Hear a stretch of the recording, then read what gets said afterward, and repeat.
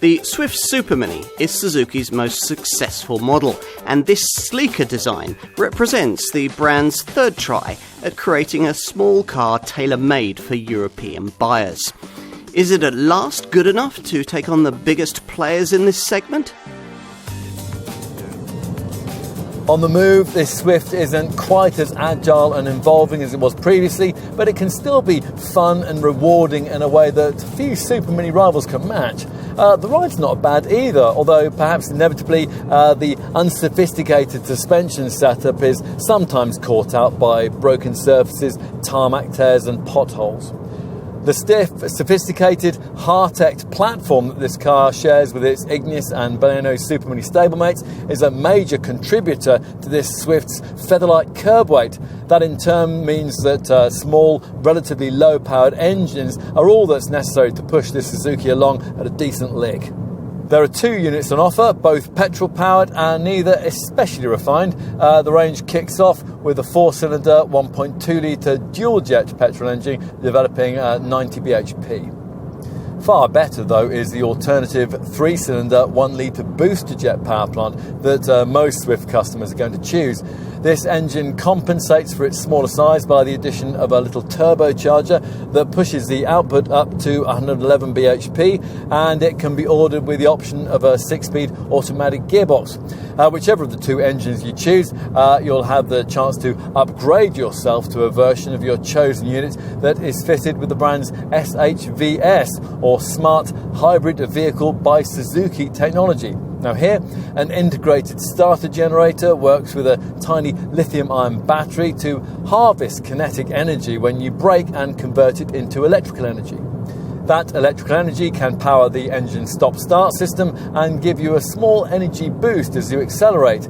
This setup's priority, though, is to promote efficiency, which is why a 1-litre booster jet SHVS Swift model can manage 65.7 mpg on the combined cycle and 97 grams per kilometre of CO2. If you want the SHVS setup with the feebler, normally aspirated 1.2-litre dual-jet engine, then you have to have it mated to Suzuki's on-demand all-grip four-wheel drive system, and that's the one that we've been trying here. The design of this 6th generation Swift represents a recognisable evolution of the model line. It retains the wraparound windscreen, the upright headlamps and the smiling lower air intake of its predecessor, but it delivers significantly different overall dimensions that see the body shorter, lower and wider than before. At a glance you'd know this was a Swift, but you'd also appreciate that it's a very modern one.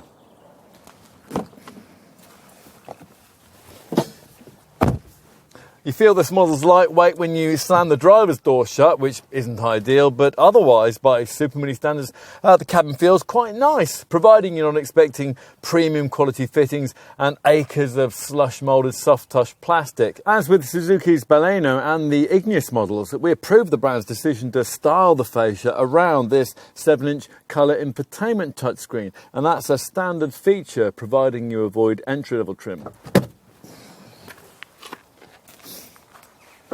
Time to take a seat in the rear, and that's accessible via this concealed upper door catch. This car remains one of the more compact models in the Supermini segment when it comes to rear seat space.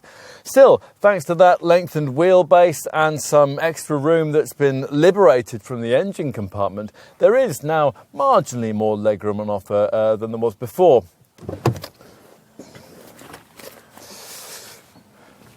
Out back in the boot, we're promised that the benefits of that wheelbase increase will be more obvious. And sure enough, the light tailgate rises to reveal a cargo area space 25% larger than was available in the previous generation model. Now, the 265-litre capacity isn't anything like enough to threaten the segment class leaders in this regard, but it is at least enough to get this Suzuki back on a competitive footing. The Swift has always been known as the thinking person's Supermini, and very little has changed in that regard with this 6th generation version. You come away from looking at one of these thinking that this car deserves a higher profile than it currently enjoys in our market, but maybe that's the way that Swift owners like it.